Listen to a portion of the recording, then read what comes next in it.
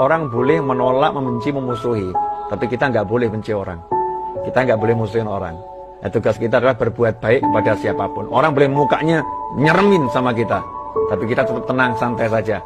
Tetap kita berikan hal yang terbaik yang bisa kita berikan. Masa kita kalah sama tanah? Tanah dipacul, ya dicangkul, dilinggis, dilukai.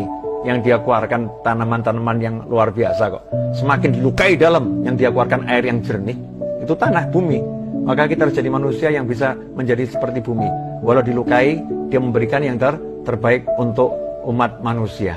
Walaupun hatimu dikoyak-koyak, berikan cinta kepada sesama. Terima kasih. Kalau mau bagus, jadikan dunia untuk kepentingan akhirat. Insya Allah Allah akan berkahi kehidupan kita. Ingat ya, ingat ini. Anda mengejar sholat, tidak akan mengurangi rezeki Anda. Rezeki kita itu sudah diatur. Jadi kalau Anda bisa mengerjakan perbuatan yang baik, kenapa pilih yang tidak baik? Tidak akan mengurangi rezeki Anda.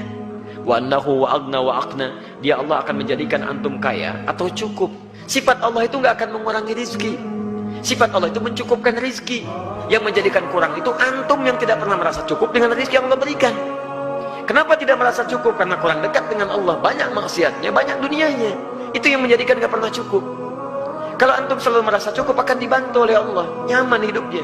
Karena sifat Allah berkeinginan selalu menambah. Kalaupun kurang, itu perasaan antum. Karena Allah tidak pernah mengurangi rezeki seorang hamba.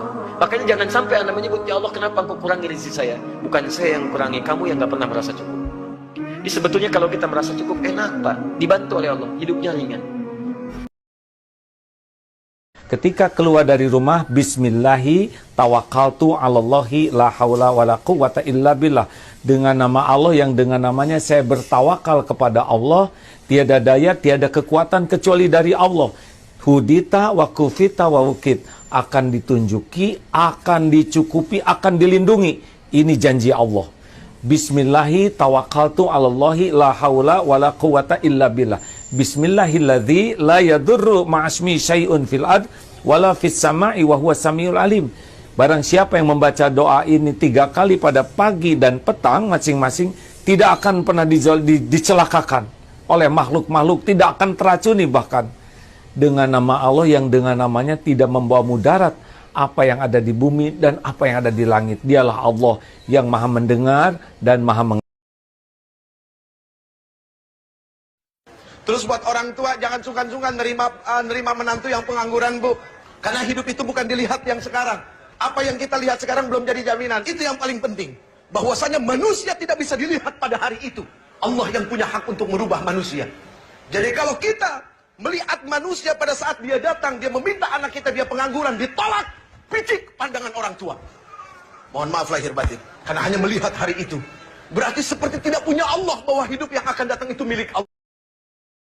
Ketika kita dihina oleh seseorang, jangan membalasnya. Ketika kita disakiti oleh seseorang, jangan sekalipun engkau ingin membalasnya.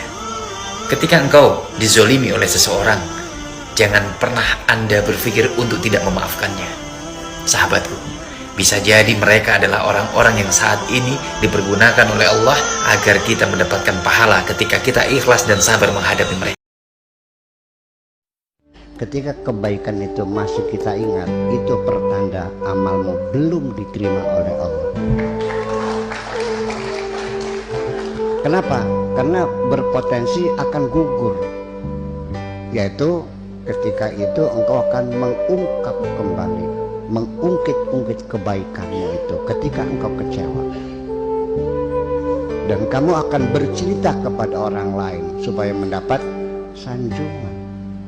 Kalau orang dapat sanjungan, itu namanya, nama penyakitnya dalam bahasa agama namanya riya. Riya itu adalah kemusyrikan yang tersembunyi. Kemusyrikan yang tersembunyi. Di mana letaknya? Yaitu engkau merasa tidak cukup amalmu hanya disaksikan oleh Allah saja. Perlu ada saksi lain. Itu penghinaan kepada Allah. Siapa yang tak bisa menghormati suaminya, tak akan pernah abadi kebahagiaan dalam rumah tangga itu. Jangan jadi raja, Bu, di rumah, Bu. Jangan. Dosanya itu, Bu, bukan masalah sifatnya, Bu. Dosanya itu dilaknat oleh Allah.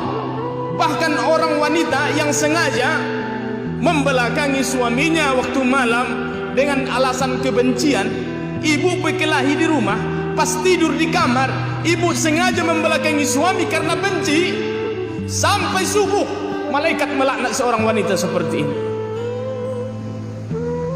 Paham ya, Bu? Jangankan, Bu, kata Nabi, Bu, surga, bau surga pun tak berhak wanita seperti ini mencium bau surga itu.